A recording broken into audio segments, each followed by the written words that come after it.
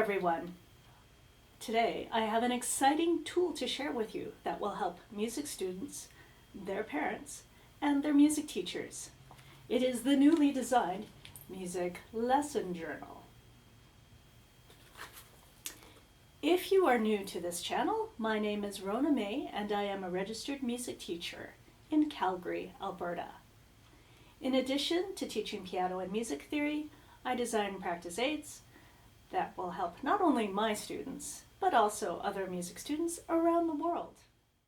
As society has become more and more dependent on their smartphones to remember things, I have noticed that my students have been experiencing challenges in remembering what to practice and how to practice.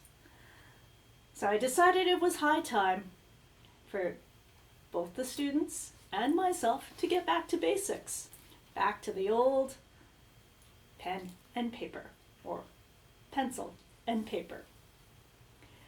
And there have been countless studies, I'll put a link down below to one, showing that handwriting can boost brain connectivity and learning. Now as well, I wanted to create a go-to book that my students could refer to with a list of key studio dates, such as, holidays, piano parties, in addition to their assignments.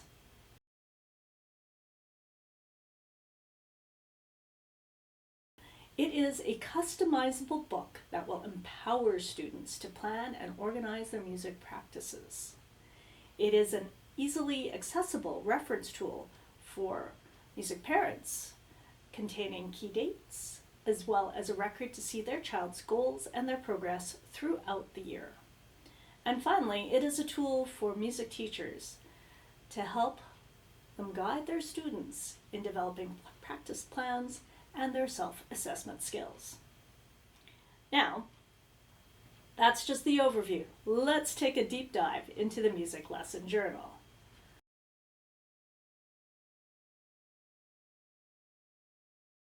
There are 3 sections to the Music Lesson Journal. Part 1, quick reference. Part 2, lesson notes and practice journal. And Part 3, handouts. In the quick reference section, there is a quick reference page for students and teachers to add key information, such as lesson day and time, student portal login credentials, and Conservatory teacher numbers. There is a blank studio calendar after it, and this is to jot down key studio dates, such as recitals, exam deadlines, piano parties, holidays. The My Week at a Glance page introduces students to time blocking. Now, teachers and parents might have to work with younger students to complete this page. Ideally, the student should be scheduling their practice time on there along with school, extracurricular activities, and chores, just so they've got a bird's eye view, and us as teachers so we can see, okay, they've dedicated some time to practice. After that, there is a goal setting page for students to formulate up to 3 learning goals, as well as to identify steps and obstacles. Now, this can be a combination of short, medium, and long-term goals. After that is the learning timeline, and that is to be filled collaboratively with the student and the teacher. And that can include learning milestones, such as must have your technical requirements learned by blank. Now, part 2 is customizable. Students are to print off as many copies of the assignment and practice log pages as they need for the entire lesson year. Now, there are 2 different formats for the lesson assignments that can be chosen from, depending on how much writing space the music teacher needs. You'll see in one of them, there's a practice plan A, B, and C. So practice plan A, B, and C, that is something my students and I have been utilizing for the past few years to great effect. So I start with the students by helping them develop alternating plans. So the students maybe They will split half of their repertoire in Plan A and the other half in Plan B. Plan C, we've designated as, when you only have 5 to 10 minutes to practice, that's the short practice plan. It can be whatever you want. I'll do a video doing a deep dive on that in the weeks to come. Now, there are also 2 types of practice logs for students to choose from, depending on how much writing space they need.